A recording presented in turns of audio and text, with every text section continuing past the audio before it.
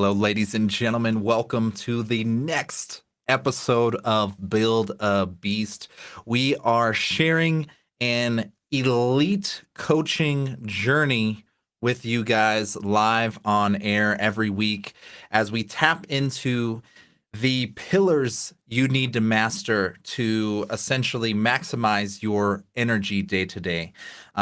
So, in doing that, I have sought out an elite performance coach that we will bring in here in a moment.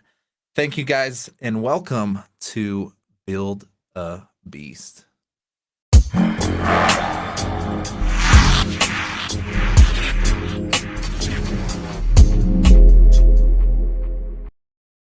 All right, ladies and gentlemen, let's just go ahead and bring in our superstar in here. Right out the gates, ladies and gentlemen, Justin Rothling Chauffeur is in the house. Welcome, brother. What's up, my man? You're the real star here. the guinea pig squealing week to week over here.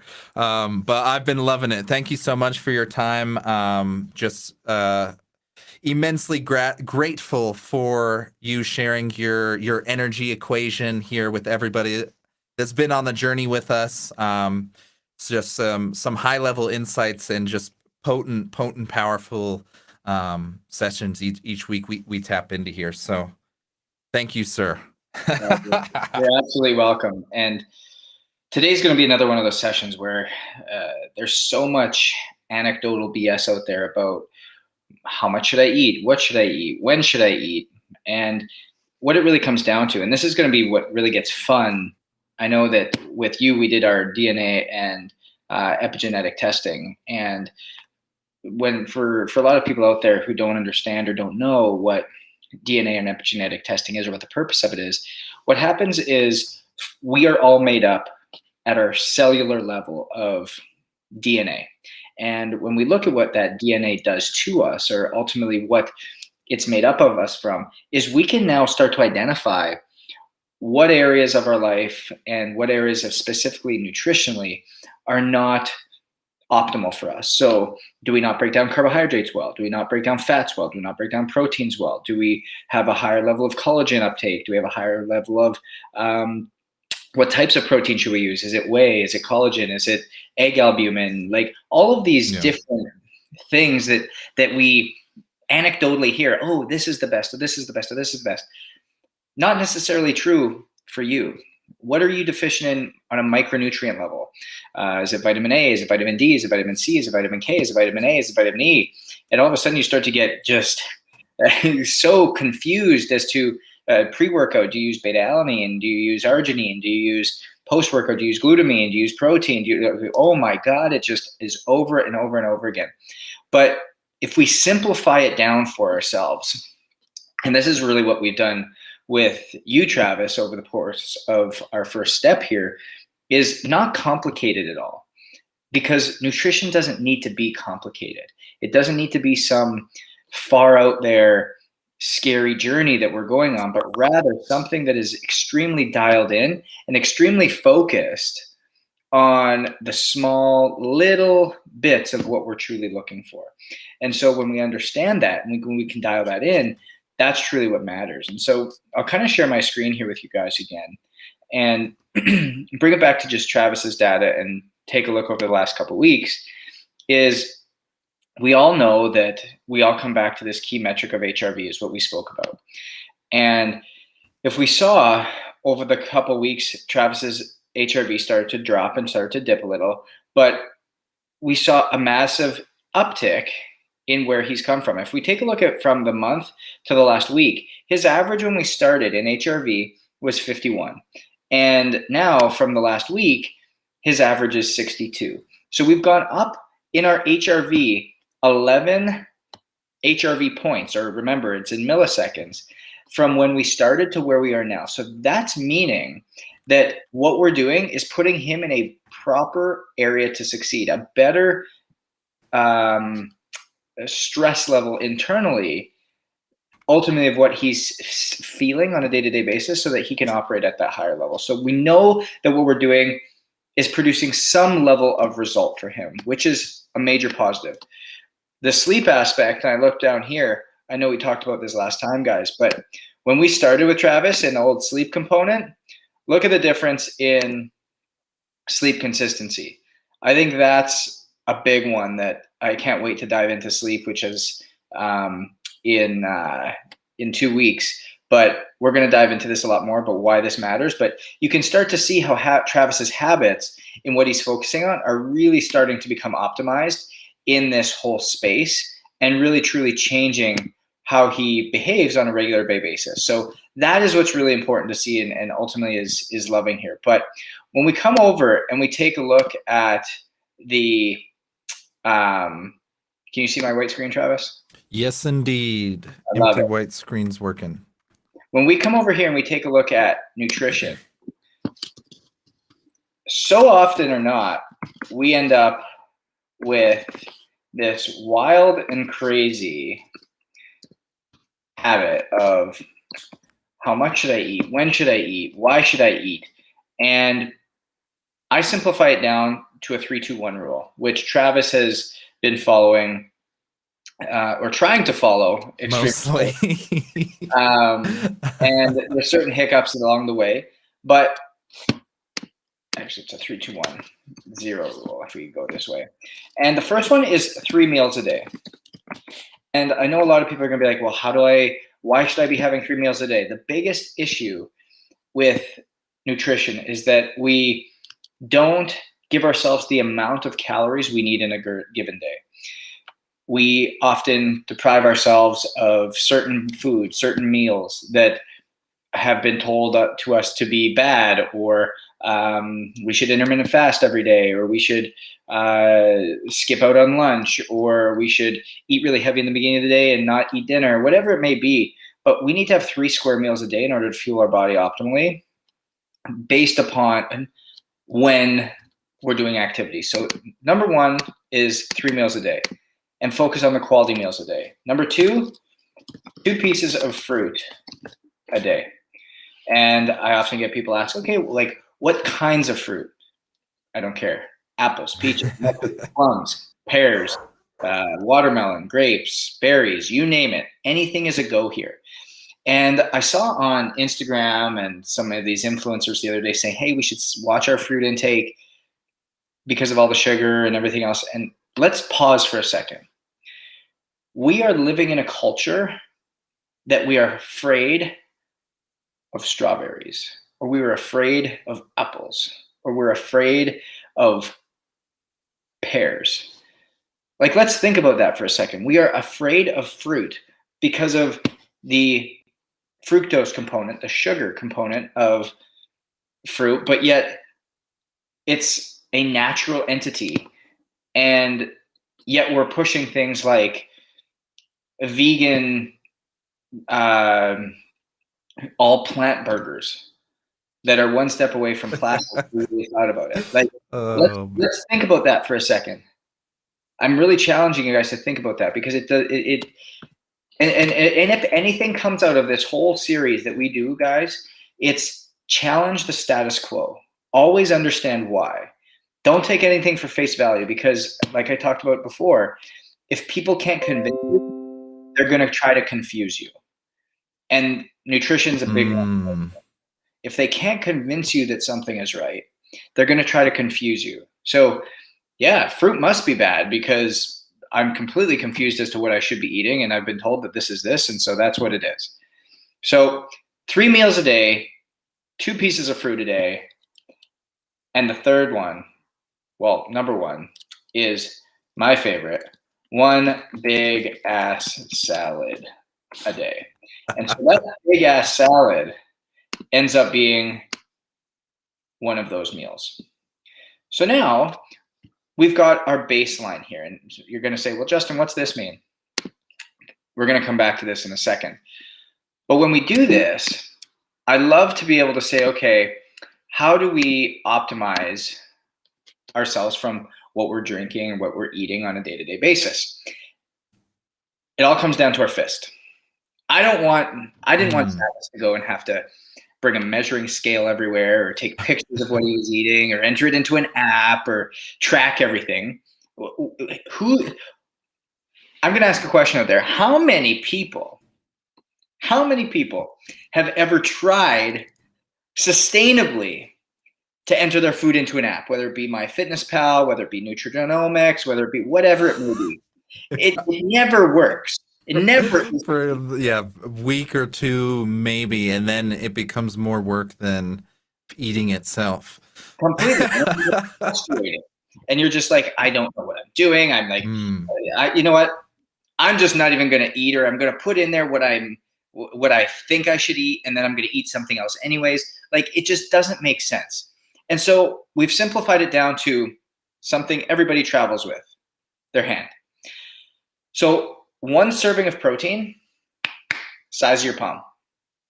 1 serving of protein, size of your palm. 1 serving of vegetables, size of your fist. Cut it off right at the wrist. 1 serving of vegetables. So if you're getting broccoli, it's about right. Carrots, it's about right. Asparagus, salad, whatever it may be. Okay. You get a cup of carbohydrates. So literally, scoop the hand, cup of carbohydrates. That could be a cup of rice, quinoa, pasta, a tortilla shell, you name it. Any type of carbohydrate. And then a thumb, cut off right there at the knuckle, 1 serving of fat. That's olive oil, that's dressings, that's cheese, that's avocado, anything from that fat group, okay? And so what happens now is you open yourself up to so many options of what you can eat, because you're no longer limiting yourself. You're no longer saying, oh, I can't have that taco night with friends, or I can't have that Friday night piece of pizza with family. Absolutely you can. Deprivation is the worst thing that we can do when working within nutrition, because we all of a sudden crave something so much, and we're left in a completely different scenario that doesn't really work for us. And so if we were to break it down and come back to that, let me pull this screen back up here. Pull this guy up. 0 is 0 serving sizes over allotment.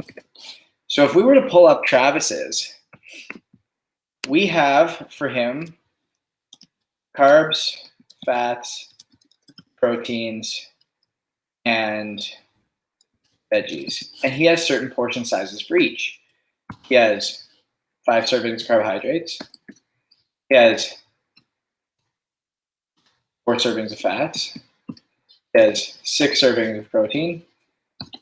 And he has 6 servings of veggies. And this is per day. Okay?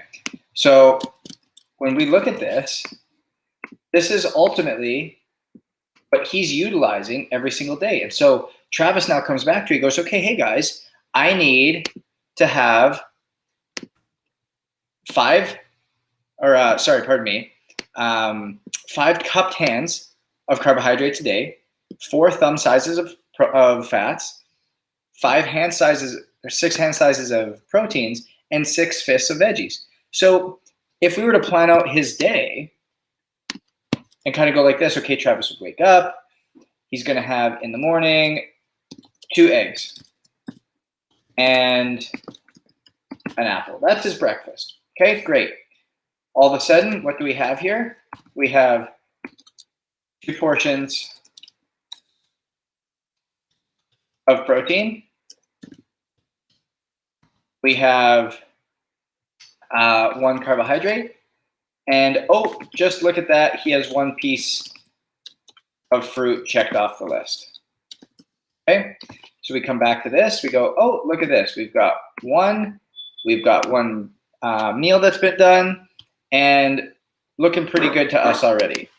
So now we come down here and we go to what's next. Well, maybe he wants to have a protein shake and an orange. And pardon me, I'm just going to let this look. No worries. I know the dog adventures all too well. That's what happens when you go live. Yep, gotta love it. Oh, good, man. No, loving this. So this was it. So now he has a shake. Okay, this is maybe late morning, just because, you know what, maybe he worked out, maybe he didn't. Okay, great. I have had now, this is my third portion of protein. And oh, look it, I had an orange, second carb. And oh, look at just by that, I also finished up my 2 pieces of fruit. So that's done per day. I've now had a snack, still looking for what I'm doing for the day. Now I go, okay, I'm gonna have my big ass salad for lunch. And let's call this 3 servings of veggies. And on top of this, whoops, we can spell, we're gonna have 1 grilled chicken breast. Okay, and we can change up whatever that is any given day. Now, here's a lot of times where they'll trick you, is the chicken breast is typically massive. So if you're going to someplace like Chipotle or someplace where it's measured out, it's going to be different because it's in a cup, so it's probably 1 serving, versus when they're actually bringing out like a typical chicken breast that's the size of your head. So that would be somewhere between 1 to 2 servings of protein. So you're now looking at 4 to 5 portions of protein. Plus, you've now had your big ass salad. And we're going to click that off the list. We've had now your second meal. And oh, we haven't gotten over any serving allotments yet. Well, now we go to the afternoon. Do you want a snack? Maybe, maybe not. If you do, maybe you have some hummus and veggies. Let's just throw that out there for an example. Well, perfect. We have 1 fat. We have another serving of, so a 4th serving of veggies, and away we go. So now, if we come into this, we're now into our last meal of the day. Great, I love it. 3 meals, 3 square meals is going to be dinner. And now what do we have left? We have, if we look at it, we have 3 carbohydrates, we have 3 fats, we have 1 protein, and 2 veggies. So say, for example, it's Taco Tuesday. Let's have 3 tortillas. Let's have 2 servings of guacamole. Let's have 1 serving of chicken on those. And then let's have some veggies on top of it. Well, look at, lo and behold, you've now accomplished 1, 2, 3, and 4. You've done everything you needed here. You're not over your allotment. And look at the quality of food in your day that you've had. Nothing too difficult, nothing hard, nothing that's restricted you. We could even do it where we did it the other way. And hey, you know what? We want to go and it's pizza night. Not that this is great consistently, but what if it is pizza night? You want to have 4 slices of pizza. Well, that's 4 carbs. That's 4 to 5 fats. Let's see what we put on it, because maybe we put on mushrooms and chicken and mushroom, for example. So 1 protein and 1 veggie. Let's just start there, okay? Now we work backwards. Well, we've certainly used up our allotment of proteins or our allotment of carbs and fats for the day, but that leaves us with a lot of protein and a lot of veggies for the rest of the day. So we're probably going to now have maybe 2 salads. We're probably just going to have a protein shake once or twice. We're probably going to have egg whites, which are going to be for breakfast.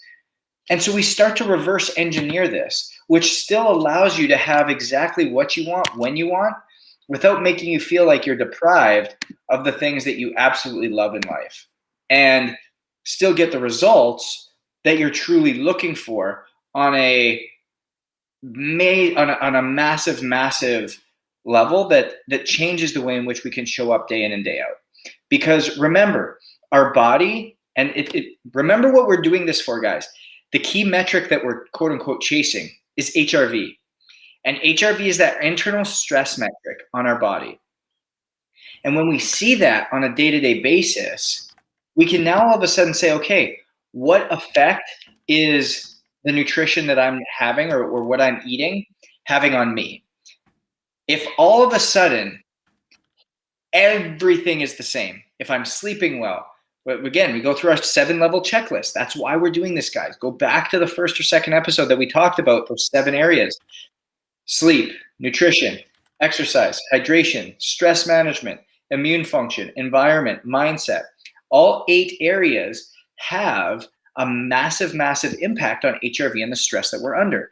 That's why with Travis, we pay really close attention to this HRV metric. And we've seen a downward turn, but now we see an upward turn. And so we would want to know what happened, or what did he do specifically over the course of this week? Was it which one of those 7 areas maybe wasn't focused on as much as it could have been, or which ones were adjusted long term, so that we can now see a change in the way in which we're showing up day-to-day basis. And when we come back to our nutrition, if everything else is in alignment, we've made sure that we're not in a greatly stressed out state. We're making sure that we're getting the hydration we need. We're making sure that we are focused on these couple key metrics of exercise and stress management and immune function. But we come in, we're like, you know what? I know why my HRV is down. I had pizza night 4 days last week. I haven't been getting my 2 pieces of fruit in. I haven't been getting my 3 meals in. I haven't been doing X, Y, or Z. And when we live in an inconsistent space like that, what ends up happening is our body stresses for that level of consistency. It stresses for that level of homeostasis. And when we can't give that to our body, it starts to create massive issue for us long term.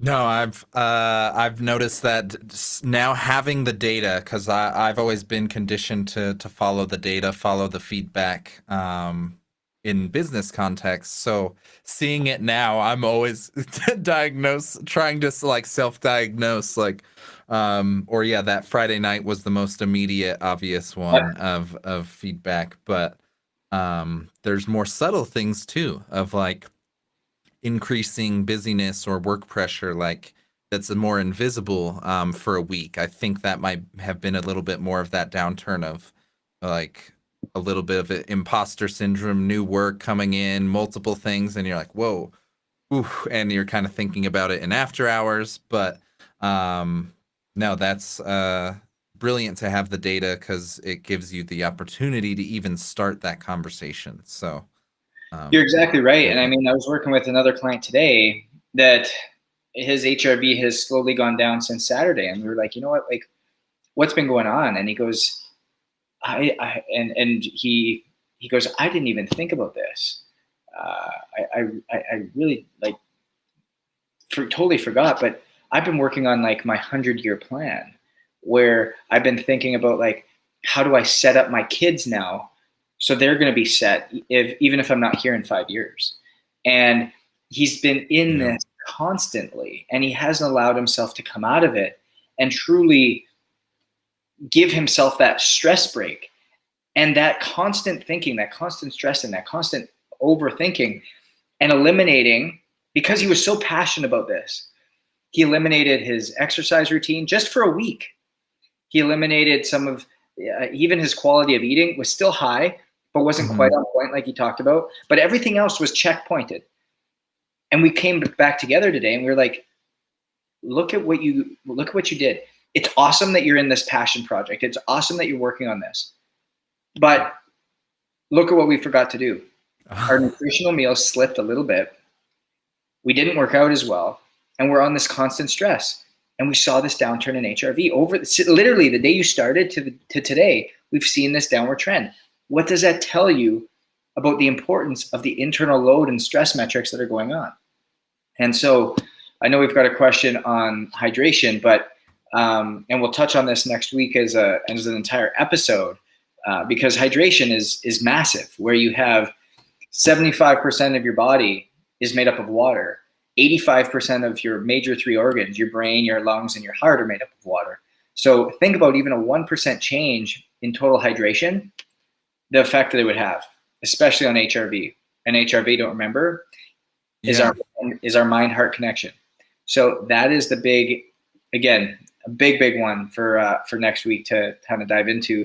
And hydration and nutrition are slowly fit together, but even what Jeff was saying there with having lemon water via stomach in the morning, that may not work for everybody either. Because again, when we remember when we drink water, and I don't want to get into this because I can go right on a whole tangent of the type of water we're drinking, but lemon is actually acidic.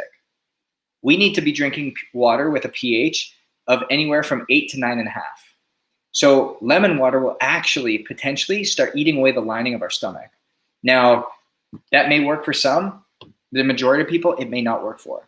And so that's just something to be conscious of when we are drinking, when we're putting these things in our body. And especially coming back to nutrition is, I don't know if this is Jeff's case, but he may not eat breakfast. There's some people that just, you know what? Gosh, yeah. Don't feel like eating breakfast in the morning. That's okay. That's okay. But guess what? We still need our 3 meals a day. So how are we going to get those in? Maybe this meal right here that we just set up is something that we have immediately after our workout. And this becomes at like 10 or 11. And then the salad becomes at like 1 o'clock, 1:30. And then this becomes at 3:30 or 4. And then this becomes at 6. The way in which you get it done during the day, it doesn't matter. It's the fact of when you get it in for you that matters. How it fits your schedule, how it fits your routine. And to be honest with you, these numbers that we came up with, that we calculated for you, we may have to start changing them as our body starts to change. This isn't something that we are going to stay on for forever. We're going to leave it until we get your DNA results, in which we're going to have more information of what works for you. And then we're going to dial in it even deeper. But at that point, it becomes really, really important. And here's the other thing that I want to, I'll kind of end with here before we kind of open it up for questions, is I know a lot of people talk about how breakfast is not important. It's like a myth. It's something your parents talked about. Breakfast is the first meal that we put into our bodies a day is the most critical. Why? Pretend we stop eating dinner at 7:30 and we don't eat anything else throughout the rest of the day. We then wake up at 8 o'clock. We maybe get our workout in. And then we sit down for something at 9 o'clock. That is now a 14-hour fasted window. Whether we like to think about it fasting or not, it's a 14-hour fasted window, 7:30 to 9:30. And so when we think about that, our body is not hungry. Our body is thirsty for nutrients. Think about it that way. Our body is not hungry. Our body is thirsty for nutrients. And a body that is deficient in micronutrients is a body that will have constant cravings, is a body that will have constant hunger, and is a body that will then constantly binge or constantly search for something. And what happens is, again, there's a study done at NYU that's took a look at the human brain. And what happens is anytime we're fasted, anytime that we are in that state, our body is looking immediately for glucose. And because we've all been kids or we've all been doing different things, we know where we get glucose from. We get glucose from sugars, fats, salty items, candy, all this stuff. And so that is why whenever you're craving something, you never get a craving for spinach. You never get a craving for you get a craving for ice cream. You get a craving for you get a craving for call it pizza. You get a craving for something that is going to be different than the healthy stuff that you typically talk about before. And so that is the key that comes up with all of this stuff, is you want to make sure that you're putting the proper nutrients into the body on a continual basis so that those cravings no longer come. And it starts with the highest quality of nutrients first. So that's why, again, Travis, I know this is what we talked about with you, is making sure that first thing in the morning, we get a shake in. And that's something that if that's what you want to make your daily breakfast, because you can't really eat, or a juice or something. And when I say a juice, I'm not talking about just like container juice, but like put it in a Vitamix, like a tomato, some celery, some spinach, some berries, and get something that's high in antioxidants, high in vitamin C, high in vitamin A, high in vitamin K, throw some zinc in there. If you can make sure that your micronutrient level is truly optimized first thing in the morning, you will minimize cravings all day long. And then it just simply becomes following that FIST and that 3-2-1-0 rule. Love it. No, it's that consistency piece is just the biggest one to stick with, especially similar to Jackie's situation here. Just breakfast has not been in my routine, so it just feels so foreign to try and wake up and want to pursue making breakfast. But the shake version has helped, the juice version has helped, and associating it with that morning exercise that we were tapping into the prior week is I've kind of attached those to be now stacked, like I guess stacked habits or whatever the official theory is. So that's been a help. Yeah. So that's been helpful on my end.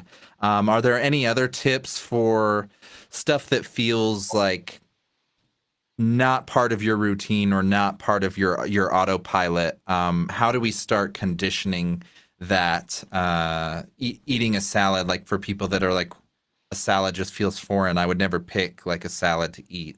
How do we integrate those habits to actually stick, rather than it being just like the diet dilemma of like, well, I dieted for 2 weeks and then went back to whatever.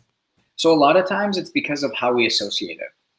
And and I'll give 2 examples here. So one, I'll give you a salad example, where the reason that we've never associated eating a salad with like going out for dinner or going out for lunch or whatever it may be is because we've just never looked at that portion of the menu. We've just all of a sudden dove right into the entrees. I mean, quite honestly, like I had 2 executive level clients. Like we're talking major companies. They get per diem every day within their company. Like their per diem per day is like $200 in what they're getting for food. And I was like, man, if I was getting $200 worth of food every day, I would be eating like a freaking king, like the best of the best, like not quantity, but quality. Wow. And they're like, and these guys were getting pizzas and like, then just whatever at the end of the day, like just serving up for beer and stuff like that. I'm just like, man, that is not what I would use that money for. Damn. No, that's the biggest hurdle. Yeah, is at least from what I've discovered, is the shopping and the cost are the biggest psychological hurdles for me right now. I mean, this is the other thing is we can start diving into how it all of a sudden becomes very affordable. We could do it in a very affordable way. But what we ended up looking at, what we ended up talking about with this individual was he goes, I didn't even know a lot of these places that I was going to like had high quality salads, just because you weren't conscious or aware of what's there. But all of a sudden, if you know, hey, I'm going to have a salad for lunch, your mind all of a sudden goes there and starts thinking in a completely different way. And there's so many people and so many places that do salads really, really well now. I mean, even you go to Chipotle, for example, you don't get a burrito bowl, but you get a salad bowl. You can still have the same great things. You can still have the guac, you can still have the tomatoes, you can still have the salsas, you can still have the chicken or the meat or whatever you're putting on it. Just put on a bed of lettuce. And all of a sudden, boom, you've got a great meal right there. A great meal. And so it's the conscious awareness of how easy it is to incorporate a salad into your day. The other thing, the other item that sometimes is a hurdle for people is, well, I don't want to make a smoothie every morning, Justin. Okay, no problem. On the 1 day a week that you get really motivated to make a smoothie, make 3, put them in little Ziploc baggies, and pop them in the freezer. And all of a sudden you pull one out Mm. the night before, sit it in the fridge, you cut the corner off the Ziploc bag and you squeeze it and suck it out of the bag, and that's your breakfast. I mean, it's literally as simple as that. But it's bringing that awareness back to that type of methodology and that type of work that becomes super, super easy and super helpful. Brilliant. No, that's excellent to just lower the bar. I think so many people intentionally, whether it's psychologically or literally too high to step into those new habits. If And, there's simplified ways for it, I'm always in and for a the lot of easy times, wins. it's a great word you said. Like they complicate things, but not only complicating it, but putting it to a point where it needs to be perfect. It doesn't need to be perfect. It just needs to get done. And then as Mm. you start getting into it, it's like when you were. I mean, it's a stupid example, but it's like when you were trying to ride a bike. Is How did you start riding a bike? I guarantee you probably started on a tricycle, something that literally could not tip over. From there, you went to a bike with training wheels, and your dad probably held the backside. And then as you were going, he probably took one of the training wheels off, and you started riding in a circle. Again, none of these things are perfect, but it's progress. Slowly getting better and better and better at it and more comfortable with it. And then all of a sudden he took the Mm. other training wheel off and he held the back and he stabilized it. And then after pedaling for a while and after drying that and getting your balance, falling maybe a couple times, he let you go, and lo and behold, you were driving away and now you're racing bikes for a living. Like that type of thing. Like you didn't all of a sudden get on a bike and then go, "Oh, Dad, I'm going to go and join a bike race or a bike club." That didn't happen. So don't expect to not be focused on nutrition and then the next day go buy 50 Tupperware containers and then think you're going to be the next person on like Tupperware gods or like meal prep gods, whatever it is like you want to do. Like it's not realistic. It's setting us up for failure. Literally, let's base it down to that 3-2-1-0 rule. Use the fist to measure out the portions in which we need and get on some type of system. Hey, it doesn't get easier than this. Look at this. We got 3 meals a day, 2 pieces of fruit, and 1 big salad. Stay within your portions. That's it.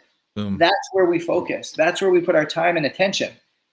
Do you maybe have 2 meals in one day? Sure, maybe.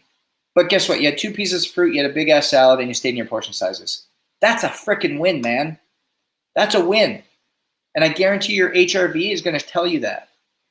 Because you eat that way versus you go and have 2 meals of fast food and an apple.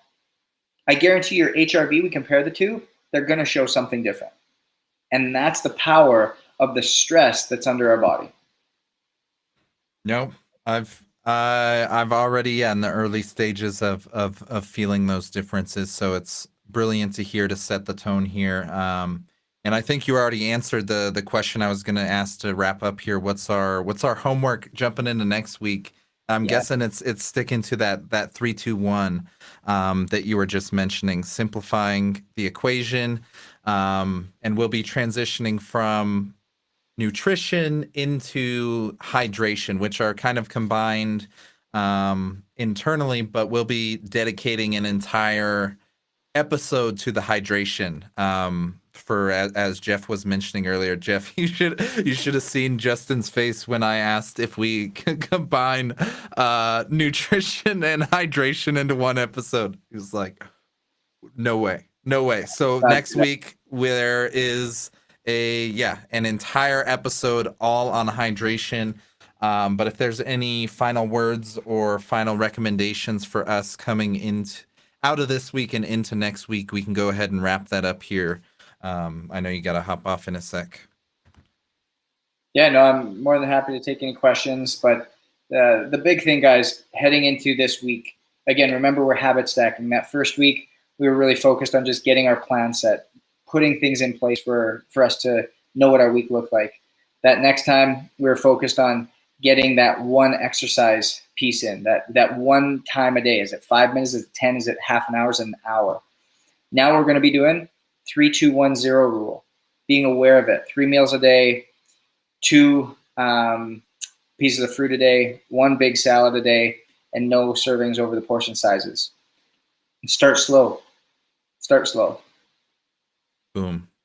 There it is, ladies and gentlemen. That wraps up another week of Build a Beast with Justin Rothling Schofer. We will catch you guys next week. Take care.